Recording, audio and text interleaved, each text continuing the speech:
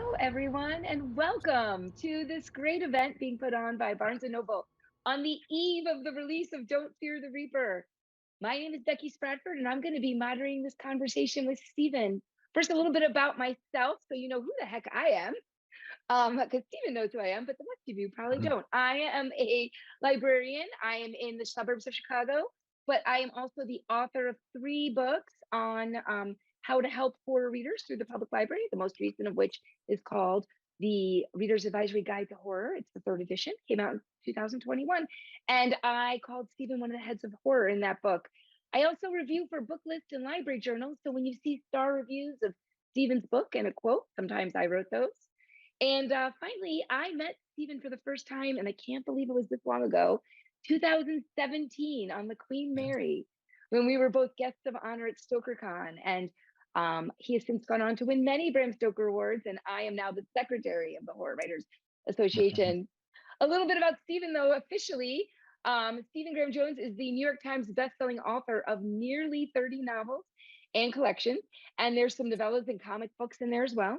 Stephen's been an NEA recipient, has won the Texas Institute of Letters Award for Fiction, the LA Times Ray Bradbury Prize. The one I brag about all the time is the Mark Twain American Voice in Literature Award. I brag about it for you.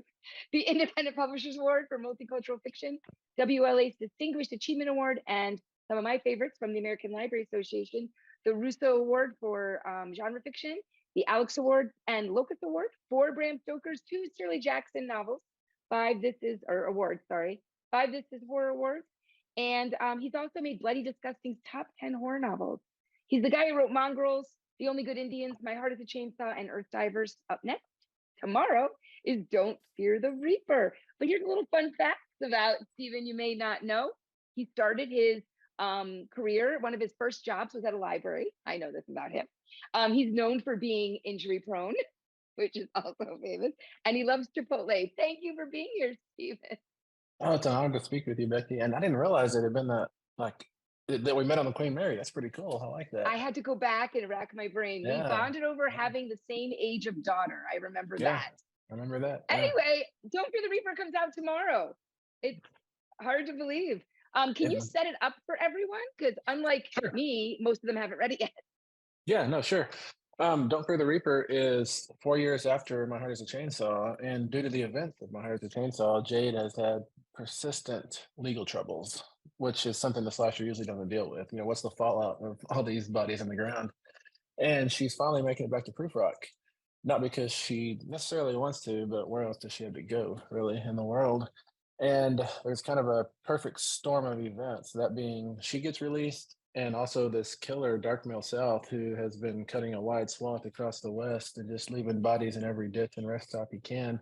He is in a prison transport, a convoy going up the mountain. And during one of those once in a century blizzards that we seem to get every like 2 or 3 years nowadays. And of course, they are on a collision course. Darkmail South will find his way to Proof Rock, and Proof Rock is gonna get hit pretty hard. Like Randy says, the sequels have to be gorier, bloodier, and the deaths have to be more elaborate. And Don't Fear the Reaper knew that. And I want to talk about that a little bit, actually. So I'm going to do a quote from my star review and book list about this novel, where I said, it's more than the slasher it presents itself as. This is a contemplation on the allure of the genre itself, a novel that acknowledges the well-trod ground upon which it stands, while ingeniously burrowing new tunnels straight into readers' nightmares. And I think you hinted at that a little, but I want to dig into that a little bit, because yes, you look into the legal troubles, you look into the trauma of the town in great detail. You know, often the slashers just hint at that. But there's also a big difference in creating the sequel. You took the focus off Jade, just the singular focus. You want to talk about how you sort of conceived this sequel?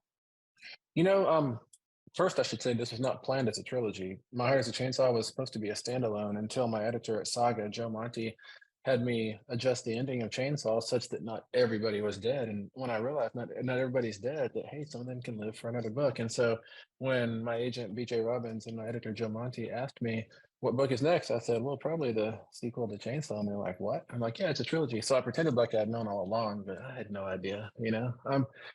As for how to like conceive of a sequel, I've never done a sequel before that got Mhm. published. And it's what I did was I went back to Empire Strikes Back and The Two Towers to understand because it's mostly about tone for me with a sequel, a tone, and also setting up the third. It's like you're putting a ball on the tee so the third one can just knock it out of the stadium.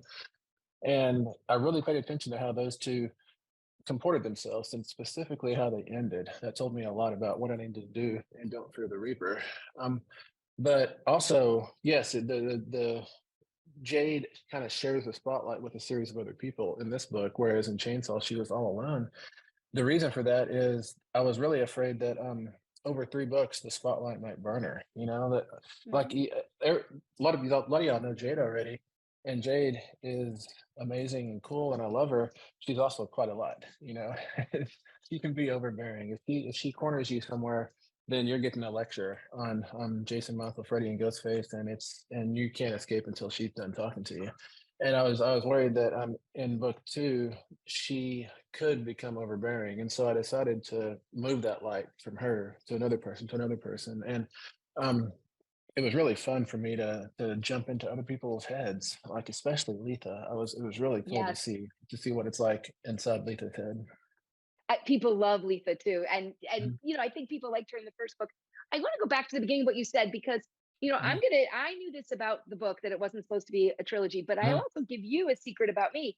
I normally hate second books in trilogies, mhm. except for The Empire Strikes Back, because it is about tone. It is about often second books in a series are just about moving the story. And you do Mhm, so much more than move the story. In fact, yes, the characters you shine a light on have a chance to give us all a little break from Jade, but also show us more about her than just this machine that mhm, spouts off these facts. But mhm. I was also touched by how much the town and the characters in it, but all together grow in the story and made me want to spend even more time there. What did you think about, how did you think about the actual setting itself and growing that? Because you talked a little bit about the characters. Yeah, I mean, Proof Rock, Indian Lake, Terra Nova, Camp Blood, Glen Dam, Fremont County. This whole place is very, very real to me. When I was writing Chainsaw, I just kind of said post office, sheriff's office, high school, Mhm. Melanie's bench. I said it all kind of randomly.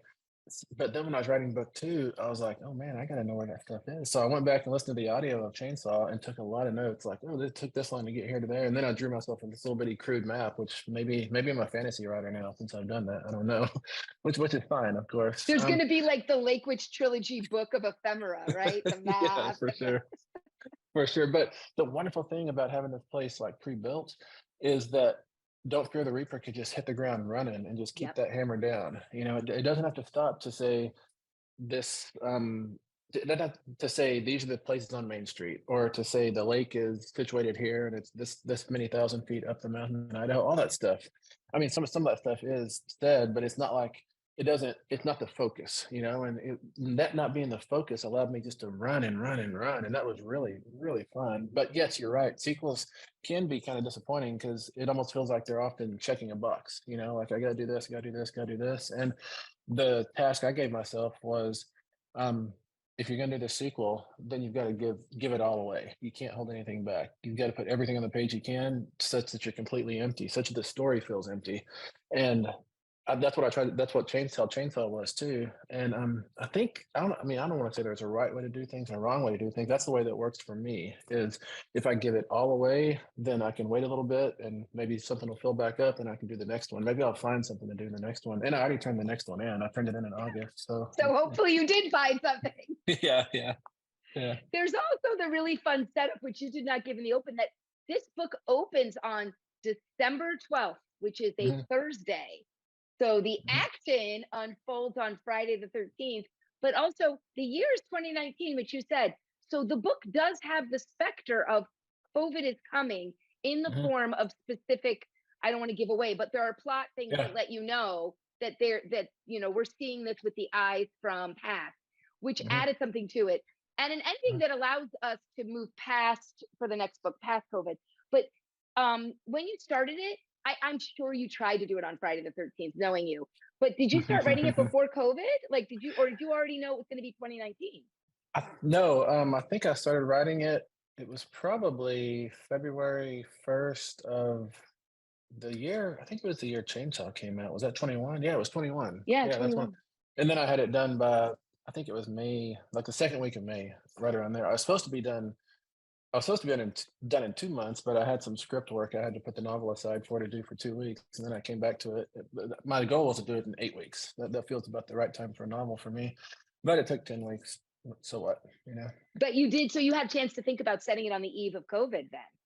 Yes, I did, and Yeah. that was it was a very big thing. And I think I had been reading some interview with Stephen King where he said, what was it? Was it Billy Summers? One of his novels. He had to like date it back a little further because he didn't want that novel to deal with masks and ice and quarantine and all that stuff. And I think there's probably a lot of us out there doing novels who are like, well, am I going to situate it right before or right after? Because right during, I mean, Kevin Williamson does it with Thick, and a lot of stories are doing Yeah. it and doing it wonderfully. But it's another thing to factor in for sure. And it did add an extra level of unease to the story that was made it feel much more present.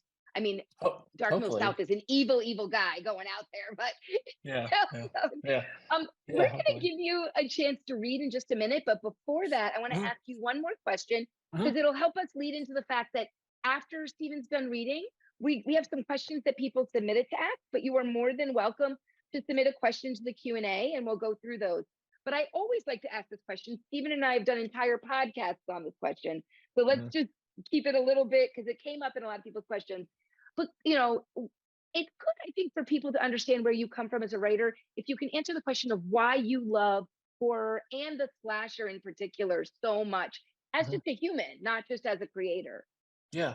It's nice when someone like you, Becky, who is a fan of horror, asks that question. I get that question a lot out in the wide, wide world, and the subtext is always, "Why are you so weird?" You know. But when you ask it, I don't hear why you so weird. Why I love No, you horror? hear why you're so awesome, Stephen. Yeah. Um, as for horror, I think what I like about horror is when you put like a night camera on an audience watching a horror film, you see like a jump scare will happen on screen and they all jump out of their seats and they clutch their armrest, somebody spills their Slurpee and all the usual stuff. They scream, they gasp. But then right after that, there's that moment of like a sigh of relief and people smile. And that's what I love is that smile. And sometimes it's for the characters in the story because they made it through and sometimes they don't make it, but then the smile is mine as the reader, as the viewer, as the audience member, and I think that's what I love about horror. I mean, I love the up and down, the extreme up and down of horror. I like that a lot. I like the mortal stakes. I like how it kind of stirs reality, such that I don't completely trust my world. But that little smile of being alive is probably the thing I like the most. And as for the slasher, what I love about the slasher is that it is like a coin flipping through the air, and that coin on one side has a scream, on the other side it's got a laugh, and you never know where it's going to land in a slasher. And I love to maximize that. I love it when slasher stories and films do maximize that. They make me not know if I'm going to laugh or scream, and that is for some reason such a pleasant feeling. As for why the world is possibly into slasher to this moment, I think that we feel a strong need to engage justice fantasies. That's what a slasher is a justice fantasy. It's the idea that there's a world that is fair. It might be brutally fair, but it is fair. Bad people are punished.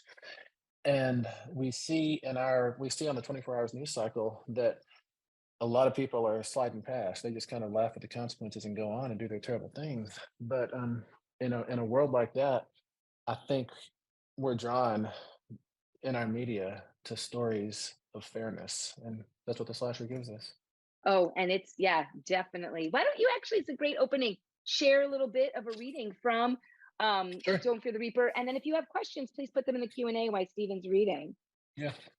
It'd be weird if I typed a question, wouldn't it? Like a setup for I myself. mean, you could if you want. I gotta have my glasses on for this. This is actually I'm reading this because it's the very first part of Don't Fear the Reaper I wrote. This is the one you'll know. It's called Scream. This was so much easier when she was 17. Jennifer Daniels looks to her left, out across the vast expanse of Indian Lake, then to the right, that long drop down and down and down, and she has to take a knee, tie her right boot tighter. Her fingernails aren't painted black, and her boots are the dress ones her lawyer bought for her. The heels are conservative. There are no aggressive lugs on the soles, and the threads are the same dark brown color as the fake purpley brown leather. She stands up, is still kind of unsettled by all this open space, like it might swallow her, disappear her. Her bangs blow into her eyes and she threads them away, and they don't make that dry sound they always did. She's still getting used to that, too. Healthy hair, long hair. The jacket she's wearing is from the sheriff's office because she didn't have one. The jacket was balled in the back seat of the county Bronco. It's Carhartt brown with bright yellow conspicuity stripes down the arm and around the waist. It's too big, fits her like a tunic. Her hands don't reach the bottom into the pockets. It makes her feel like a little girl, like she's come out into the big bad cold with her dad and he's wrapped her in his jacket because the wind doesn't bother him. A lie that makes her even warmer. When she buries her face in the lapel, it smells like cigarettes. You can do this, girl, she says to herself and steps out onto the narrow concrete spine of the dam. While there's still not any safety rails here, she can't begin to imagine. This is walking a tightrope. If it were summer and she started to overbalance to her right into that long, silent fall, she could just fling herself the other way, fall back into the water, try to swim over to the rusty ladder there specifically because this is a drowning place. But this deep into winter, Indian Lake's frozen. She would burst on its icy back, just be a splash of red for the wolves to come lick in secret. Shuffling out here across its wind-scoured surface, the safety cones all scattered, there were ice skate carvings back and forth like giant spiders danced there at night, and farther out, there were wide tire tracks. The fire truck proof rock always eases out the second week of December to show that the deep cold's really and finally here. Like anybody could ever doubt that. Still, and she'd never tell a soul this, it's sort of good to be home. All through high school, her dream had been to blast off, escape down to Boise. She couldn't get out of there fast enough now. Submitting her bare hands to the 10-degree chill, she holds her arms out to the side, places one foot in front of the other, no longer sure whether to watch where she's walking or to fix her eyes on the control booth. The silence out here is a pressure, almost. It makes her feel like her hearing's been snatched from her. Proof Rock is so far down there, it looks like a toy town, like a person in a Godzilla suit could step down through the drugstore, the bank, the post office, the motel. Not Dots, though, please. These last 2 days since Rex Allen ferried her back, slipped her the jacket and a couple of 20s, Dot's coffee has been the only good thing. In every place Jennifer Daniels puts her feet, there's peg holes in the crusted snow, as if some daredevil of a clown's been out here with a pogo stick. She can't let herself get distracted, though. Halfway to the booth, she stops, is having a sort of panic attack. Worse than anything, she wants to look behind her, so sure there's going to be a trash bear standing there, leering at her.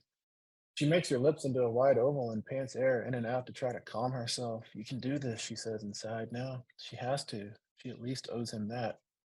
On cue, then, the wind gusts from her right, and she doesn't know if she has to drop down to her hands and knees to keep from being blown off, but she does.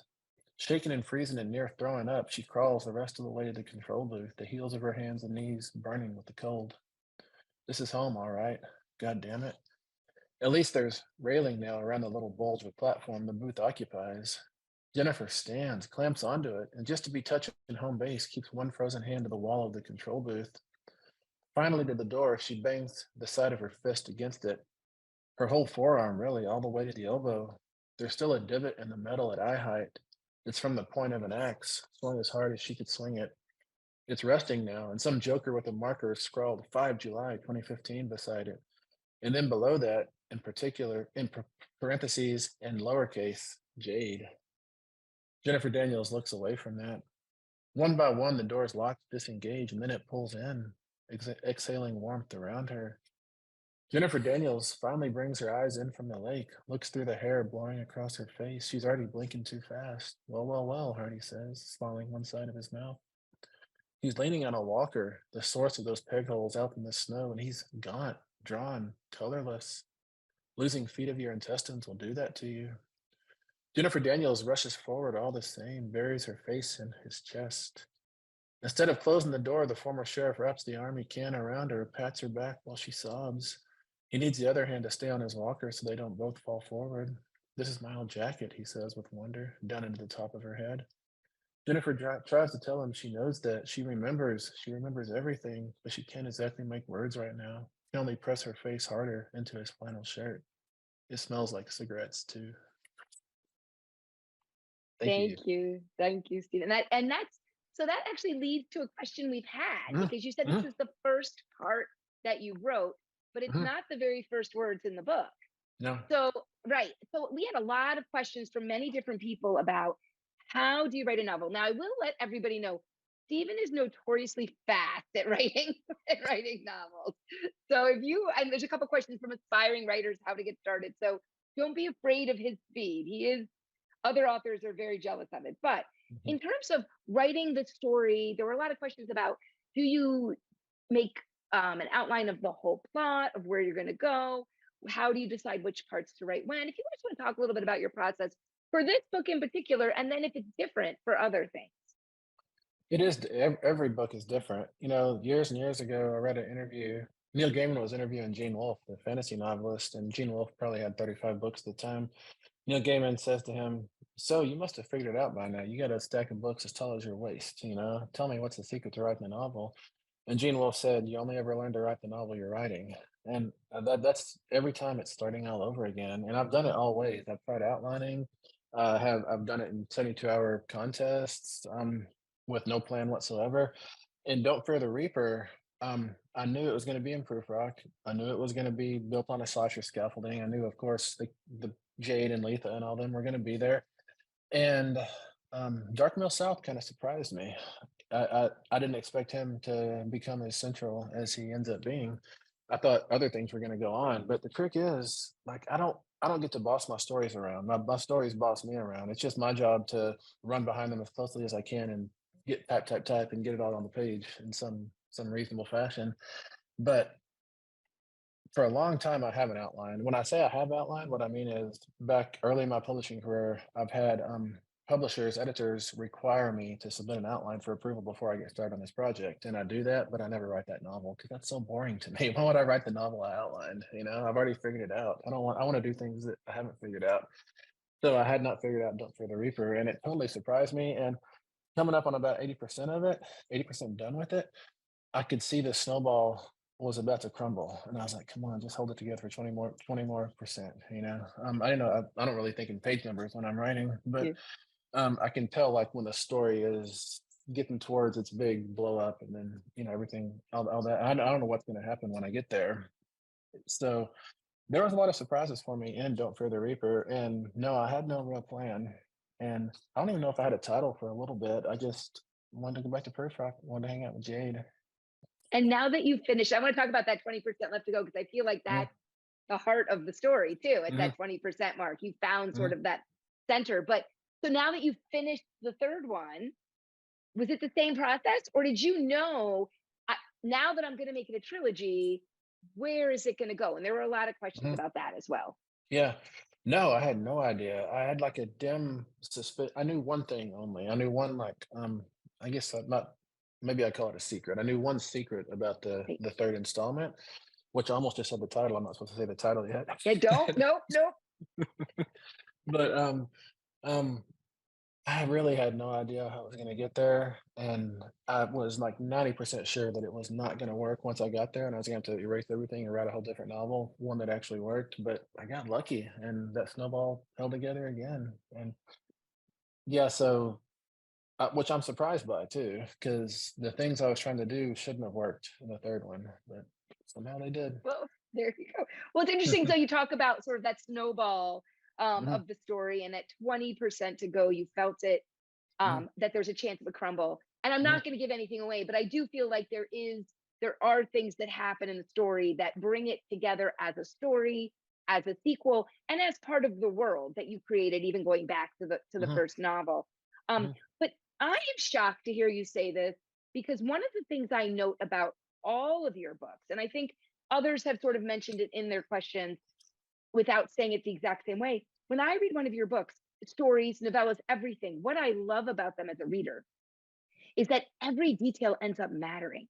And you mhm, somehow bring it all together so that something you said in one small part. Here's a really trivial example, but in the first book, we have a lot about the mascara is the in the eyeliner in the mhm, bathroom. It comes back. It comes back mhm, in this book. But mhm, that's very trivial. I'm talking about in general. Everything comes mhm, back to matter, both emotionally and plot wise. So how do you to do that? mhm. Somebody even said, how do you, Lainey Ellis had a question, how you manage to successfully bring everything together. I really appreciate how stand-up comedians do callbacks. Like they're doing an hour-long set, they'll say something at minute 8 that feels like just a throwaway gag, something to get you to the next bit, and then suddenly at 42 minutes, they remind you of it, like, and you're like, "Oh, yeah, that kind of does have some resonance here," and then at the when they're about to walk off stage, they close with that, and it just brings it all home, and I love that dynamic, and I love to do it in stories, of course, but I think the reason it happens in my fiction is because, like, when I have a problem on page 192, then the problem is never on page 192. The problem is on page like 40, 41, where I made some decision that has now finally causing a problem 140 odd pages later. So whenever I'm writing, I'm also constantly going back and sifting through everything that I've been doing. And I think that's why things end up getting either pulled forward or called back to, but both of those. Mm. Maybe that's the same dynamic. And yeah, it's like I think it's really a matter of just trusting your instincts. Like maybe I said something about a cigarette with a chip gone from it. It's a ceramic cigarette ashtray. Which what other kind of ashtray is there? I don't know why I would say cigarette ashtray, but and the trick is you got to trust yourself that you put that chip there for a reason. It may not matter for 200 more pages, but when it matters, it's really going to matter. And I mean, but at the same time, writing fiction, especially writing novels, it seems like the big trick is not planning or even like how to stage resonance and all that stuff. The big trick is knowing what to delete and what not to delete, and so maybe I get lucky and I don't delete that chip in the ashtray, in the cigarette ashtray, but then either because it actually is an integral part of the story that I'm not consciously aware of, or because I use some sort of craft muscles to make it matter. I don't know which one is true actually, but if I just have fallen in love with that chipped ashtray and I want to make it matter, I can't. I'm Right. not going to say that I have like some extra sense that I know it's going to matter because I don't. But yeah, writing novels, it's about deleting and not deleting. Really, it feels like to me. It's funny because I told you one of the things I love about your stories is that every detail mattered. And Mm, you just proved the point that this is how you work because you went back to your first answer about how horror and comedy or horror and laughing yeah, are yeah. connected. And you got a stand-up comedy. That was great. So good job. There's a lot of questions there are two questions that are similar, but yet very different. I'm going to ask both of them. We had Mhm. a question from Abina Miles that came in early that said, what was the hardest scene to write in Don't Fear the Reaper and why? But then we also just received a question from Shannon Wing, and she said, what was your favorite scene to write? Oh yeah, my favorite scene to write, and don't And your hardest scene, yeah. and the hardest scene. Those are good questions. I should have been prepared for those. Well, it's just a I warm up for when you go out on tour, right? Yeah, for sure, for sure. The hardest scene to write, I think it was one of the, like, papers. I guess I can call them papers. I won't say where they come from or anything, Yeah, I've left those out too when I talk. but Yeah. there's one of those that kind of, goes bullet point by bullet point through Proofrock's history, through its, like, bloody history. And that was really hard for me to do because I like to fly fast and loose and just say random years that stuff happened. But all of a sudden, I had to put it in chronological order and figure out, like 120 years ago, what two people were doing. And that's the part of novel writing that I wish I could just like go on Craigslist and say, does somebody want to do this for me for Outsource it. $50? Because I do not like messing with dates. I wish all my dates were just like 19XX. That would be Yeah. so much easier. And I'm also terrible with family relations. Family relations, like I've done novels, the editors come back and tell me this person is both a cousin, a wife, and an uncle. I don't know how that makes sense.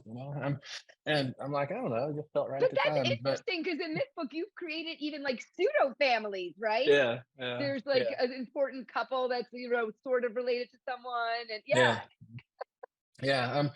And yeah, so timelines and genealogies are where those are my biggest weaknesses as far as novel writing. And my other weakness is research. Research to me is there were I would questions about research. yeah, Yeah. I would much rather make something up and tell it convincingly enough that people believe it and don't question it than get it right. Getting it right, I don't think is that just means I can Google and or read Wikipedia or whatever it is. But making up a lie and getting people to feel it's true, that's being a writer, I feel like. And that's what I like to do. And then, so then what was your favorite scene to write? I'm gonna Yeah, guess it's one of the really big gory ones. it was. There's a scene towards the end of the novel that I can't give away, Yep. but it involves a cigarette. Maybe I can say that. That was my It favorite. does. That's good. Yeah, That's good. yeah, So there you go. yeah. The cigarette comes back again. There Mm, were some questions about where you can get our awesome shirt, and they were yeah. answered in the Q&A. You can go to jadeshirt.com and Mhm. get those shirts. We are encouraging people. Stephen is approving of these shirts. They are with his permission. But there is a question from the person who made the shirts, Greg Green, and he is asking, I hear there's extra material in the Barnes and Noble edition of Don't Fear the Reaper. Can you tell us what that is? Yeah, there's two chapters that were left on the cutting room floor. The first is from um, My Heart is a Chainsaw, and it's from My Heart is a Chainsaw back when it was called Lake Access Only, and it was completely different than it is now. I think the first line of this chapter is "Our fathers watched him swim," or maybe that's the title of the chapter. That used to be like the tagline of the book when it was a different person telling the book, and it talks about these Terra Novans swimming the lake as if they're going to work, and it's told from the perspective of Sheriff Hardy. And then the second one is I'm trying to say it without spoiling anything. In the initial draft of Don't Fear the Reaper that I turned into Joe Monty and my agent VJ Robbins, there were a whole lot of slasher experts in Proof Rock because they had suffered this great trauma, and so of course you focus on that which terrifies you, which is slashers. And so there was a lot of people in town who knew a whole lot about slashers. And my editor and agent told me, they said, what if there wasn't quite so many people who knew everything about slashers? And so I had to dial that back a little, which was the right call. It made things so much better. But this chapter is from um, kind of the perspective of one of those people who used to be a slasher expert, who is no longer in the current published version a slasher expert. But this person knew quite a lot, and I agreed with a lot of what they say. Yeah, and there is a good amount. There is just the right amount of realistically to make it feel real that like people would have come here because Mhm, of what happened, and it's been 4 years. And so I do think that was a good choice because there's the right amount of slasher expertness still there, mhm, but enough that it would have made sense they would have moved on to the next thing. mhm. So yeah, thank you. There's a lot of questions about how you write physically in the space, where you write, what's your schedule like. The most recent one, but there's quite a few, it's from Kristen, and it says, what does your writing schedule and space look like to you if you have one or ones?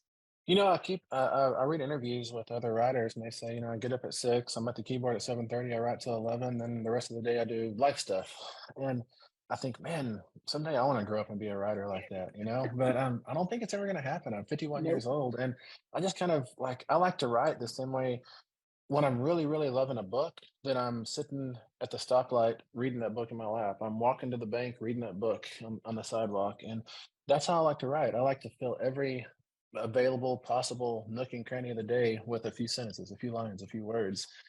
And I mean, sometimes I will have like weeks, for some reason, I have 4 weeks to write. And I'll write like 90 minutes at a time. Then I'll go ride my bike for 3 or 4 hours and I'll come back and write 90 more minutes. And then I'll go do something else. And I have to you can't if you write 24/7, then you end up like Jack Torrance in The Shining, and you just go crazy with an axe or something, I guess. I don't know. I don't know if I could do it. I've done it for small amounts of time, but I don't really do good work like that. And yeah, I guess what I'm scared of writing ever becoming work. To me, writing is play, and I always wanna run to the playground. You never wanna really run to work? I don't want writing to become a chore. That would make me not wanna do it, I think. I write because I wanna hide from responsibility in life and everything. I wanna build this little fort and play with dragons, and why not? Of course. And as for physically writing, I mean, I'm on the road so much that, I ride on buses, even though that makes me car sick. I write in airports, I write in hotel lobbies, I write, um I write everywhere I can possibly write. Prefer to have a laptop with me. I can use a pen and notebook if I don't, or a tablet. At home, I've got a big, like a curving monitor, which is really nice. It makes all other monitors feel like they're bulging towards me, like Jimmy Neutron or something. And I guess nobody probably expected me to mention Jimmy Neutron here. There you go. You have lots of references always, Stephen. Yeah, but um, I guess that reference was when Jimmy Neutron, when they went to a different style of animation, and everybody was like, "This is so weird. We're all bulgy." But anyways, and I have me a what is it, a Kinesis 2 keyboard, which is this really weird split keyboard, and I love that keyboard. I can go so fast on that keyboard. That's probably my ideal writing space is with my good keyboard, my good monitor, and my cool mouse that I like, and my music. I've got to have my music turned up all the way, but just because it's my favorite doesn't mean I require it either. I always tell people, like, I hear people say, all right, I'm getting ready to write. I've got the lights turned down to 70%. I've got my cat over here, my tea here. The blinds are turned this way. It's 3:30 in the afternoon, and let's go. Let's do this. This is the magic time. But I think when you ritualize your writing, you're just stalking yourself with excuses not to write. Like what if one day the cat's not there? What are you gonna do? What if you're in a bus at a bus station for 5 hours and your cat is not there either? What are you gonna do? You know? So I think you And have to you have to condition yourself just to be able to put words on to you have to condition yourself to be able to turn the world off kind of just at the snap of your fingers, you know? I will say, I do know you love that keyboard. You have told me many Mhm, times how much of that mhm. keyboard. And I have experienced one of those stories you wrote. I think it was, I don't remember, it was on your way to StokerCon in that year at the Queen Mary. And I Oh remember at the yeah, last yeah. minute, because I think it's Chuck Wendig who still tells the story Mhm. angrily because there was readings and Jonathan Mayberry had to drop out at the last minute or someone had to drop out. And you're like, oh, this story I just wrote on the airplane. And Chuck Yeah. Wendig's like, he didn't say darn it. Steven, you're Yeah. making us all look bad. It I was a remember great that because story. It was a great story, but I remember how mad Chuck Wendig was. thank you. Yeah, no, Chuck's great. He No, is hilarious. I remember that because they He had like asked pulled me. out a crumpled piece of paper and just started Yeah, reading. yeah. Somebody they asked me. They said, "Will you read at 7?" And I was like, "Sure," but or whatever time it was. But then when it got to 7, I completely forgot I'd said that. So I was sitting at the front of the Queen Mary at a table talking to people, having a great time. And some handlers came and said, "Hey, you're supposed to be on stage." And I was like, "What?" And that's why it was crammed in my pocket because I wasn't ready for anything, you know? But it was great. And I think that No, that's thank you. really good advice, Mhm. because if you are always looking for excuses, or if you always have to have it perfect, you're going to have excuses Yeah. not to write. You brought up your music. Someone also had asked what you listen to when you're writing. So this Yeah. is a good time to ask that as well. Yeah, for every novel, I do a playlist. Every novel except my first one. My first one, I listened to Marty Robbins' El Paso for the whole 10 months I wrote it. That song on repeat, boom, boom, boom, all the time. But ever since then, I've done playlists. Those playlists are usually about 86 or 90 minutes long. For Chainsaw and Don't Fear the Reaper, I think the playlist is maybe like an hour and 40 minutes, maybe 50 minutes. It's a little bit longer, which maybe one of these books are just a little bit longer too. Mm. My rule is it's got to be music that I know inside out, so I won't really Mm. listen to it because I think that one of the like the reason I listen to music is the music occupies the critical portion of my mind such that I can actually get some work done. Because that critical part of your mind is always saying that's not good enough. You should have it like this, not that. And you got to wipe that stuff away and just run forward. Like you got to write your first draft with your heart and then come back with your brain and revise it. That's where your brain matters on revision. Your brain doesn't matter for the first part. Thinking is so inimical to writing for me. It doesn't help whatsoever. So if I can come up with a playlist that jams my brain down, then my heart can do some work, I hope.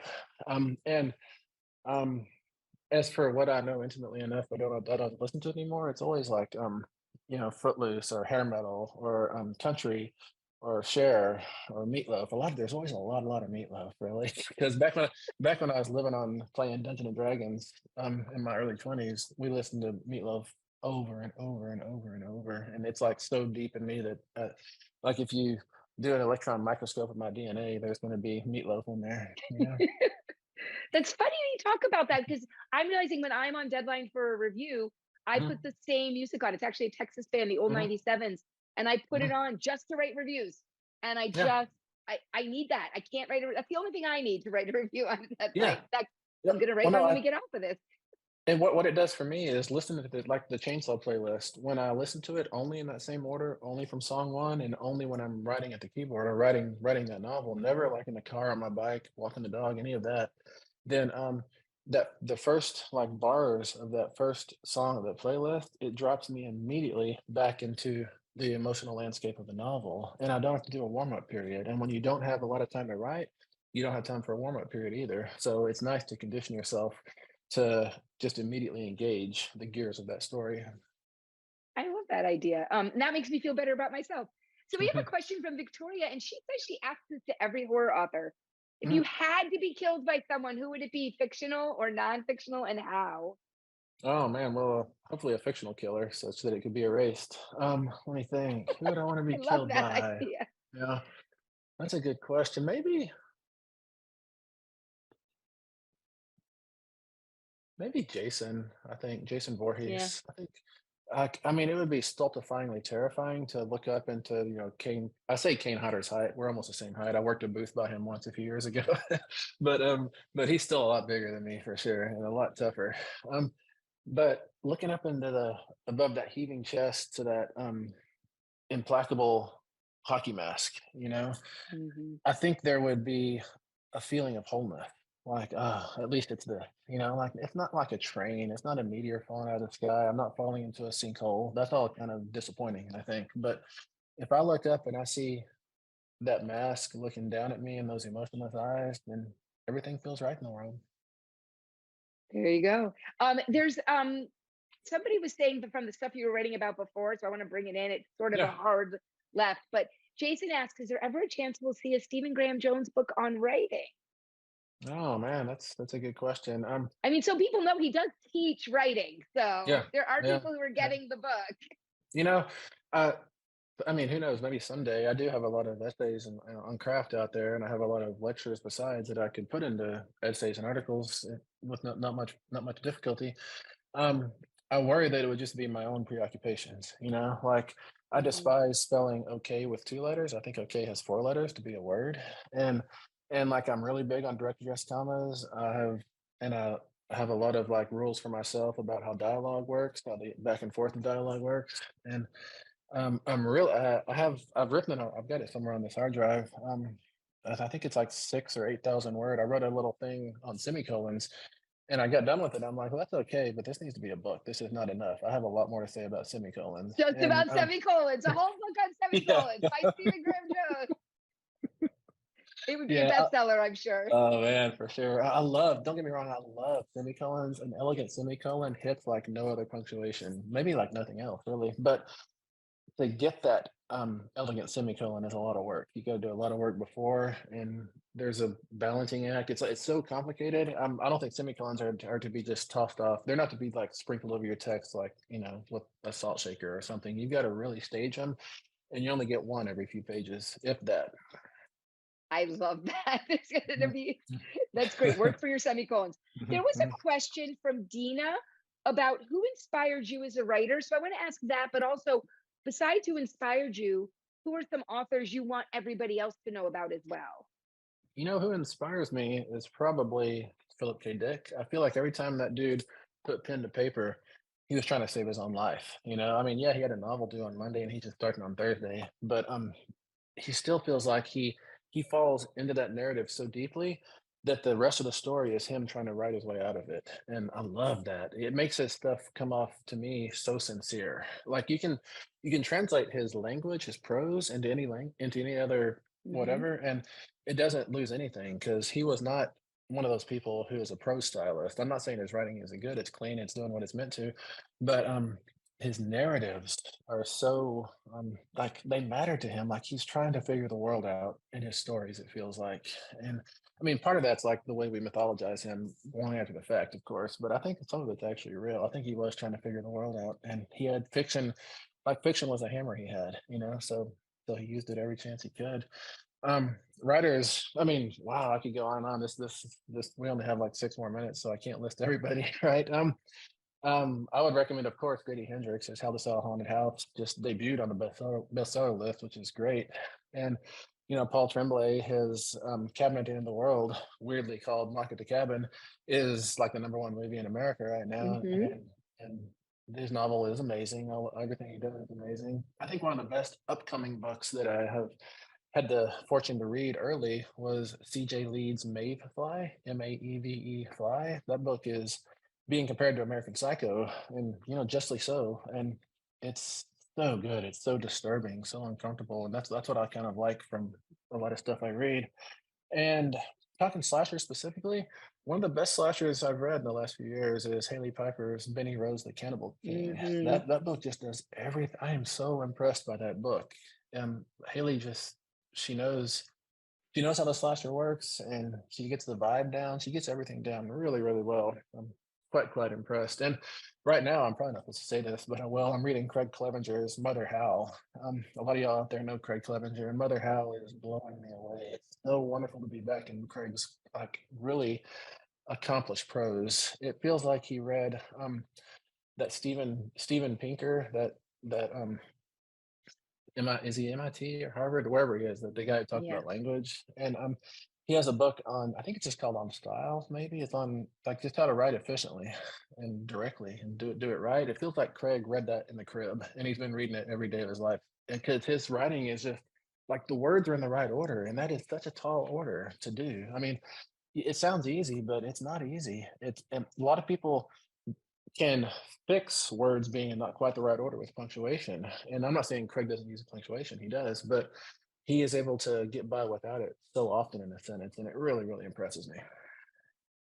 Thank you so much for those suggestions. Actually, Mayfly is literally next in my queue for my April column in Library Journal. So Nice, now I'm nice, super excited to get to it. Um, nice. excuse me, there was a question from Sadie. Will you ever consider writing original screenplays for a slasher movie? Yeah, is that Sadie Hartman? Is that Yes, it is. yeah, hey Sadie. Well, yeah, no, I would love to, of course. But it seems like more and more the hard part about coming up with an original slasher concept for the screen is how do we luck into that perfect mask? Because you got to have that iconic mask. But you can also just say production. This is a scary mask, and let them run with it. you know. But yes, I wouldn't doubt it. I wouldn't doubt if I get into that game. I love writing screenplays. Screenplays are so fun, and it's such a different world from prose fiction because you have to externalize everything and come up with these dramatic things that get information across instead of just jumping into somebody's head. It's a lot different, but I love the challenge. I love the form, and of course, I love slasher movies. So why not? There you go. So if anybody's out there listening, give him Mhm. a call. Chris has a great question. Have you ever returned to a novel you discarded and found a way to make it work? I would say, My or heart a is a, story idea too, because m- you write a lot yeah, of stories too. my heart is a chainsaw. I wrote that in 2013, and it didn't work. And so I put it on a shelf, and I came back to it in 2017 or 2018. And Proof Rock was there, Indian Lake was there, and Terra Nova was there. And there was a sheriff who wasn't Hardy, but he was close to Hardy. He was Hardy adjacent.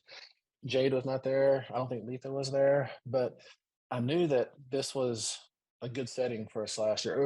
It could be a productive setting for a slasher. And so I dove back into Indian Lake, into those red waters. And it was weird because there's that moment in Apocalypse Now where Martin Sheen, like it's on the poster, he comes up above the water and he's wearing that makeup. He's about to go do his big assassination, and Jade did that for me. I mean, I say, and I'm not saying that figuratively. She literally came up from the water like that, and it was just after the Independence Day massacre, and she comes up from the water and she starts writing everything down because she, at the time, she was a wannabe nonfiction writer, a journalist, who was going to write a book on this flasher cycle that is her ticket out of town. And as the drafts accumulated, she quit being a journalist and she became more integral to the story. But but yeah, it was My Heart is a Chainsaw. That's the first novel I've gone back to that I have successfully recuperated. I've gone back to a couple of others that maybe I'm just not a good enough writer to make them work. But My Heart is a Chainsaw, I'm really lucky it came together. And we're really glad you came back to it because we got Jade. So that was Mhm, great. mhm. um, I was just going to start wrapping this up. Are there any last minute questions? We've gotten to a lot of them. Um, People would like to know if it, this question seems like I know the answer, but who would be your final girl? And the question says Jade, Sydney Prescott, or Laurie Strode. But the thing is, it's probably going to be Jade, right? I mean, we're Yeah. but Yeah, I for thought that sure. was a fun question. Yeah. If someone has asked, it's been asked multiple times as we're finishing up this one. I'm hoping, I think I know your answer, and I think you know your answer. What is your favorite slasher? Scream, always I a know. scream. Yeah. Yeah, You yeah. That's you what. are Can y'all see where I am? I'm in Stu's house right now. you are the biggest marketer of Scream I've ever seen. Thank you so much, Stephen. And again, if you'd like to get shirts just like ours, it's jadeshirt.com. If somebody wants to put it back in the Q&A. I do want to remind everyone, for those of you who bought a ticket that included Don't Fear the Reaper, your signed Barnes & Noble exclusive editions, the books will be delivered within 8 to 10 business days. But you can also always buy a copy if you didn't order one of those for this on barnesandnoble.com 24 hours a day. You can order Don't Fear the Reaper. And Stephen's going out on the road, so you can you go to your website to find it? Yeah, what is it? StephenGrahamJonesBooks.com. I think, StephenGrahamJonesBooks.com. yeah, I think that works too, or StephenGrahamJones.com. Yeah, you can find it You're out anywhere. and about. You're in Chicago tomorrow, so I'll be there. Anybody Yep. coming to Chicago, say hi. You'll see me in this shirt. But thank you for going on the road, and please tell your friends about Jade and Don't Fear the Reaper. Yes, and get a copy. Oh, we can't see it really. Oh man, there you go. I don't have a green screen in this hotel room, so it's all weird. I know. Thank you, everyone, for being here. Thank you for your questions, and we hope you really enjoyed their time here. Thank you. Thank you, Becky. Thank y'all for being here. Honored to talk to y'all. Bye. Goodbye.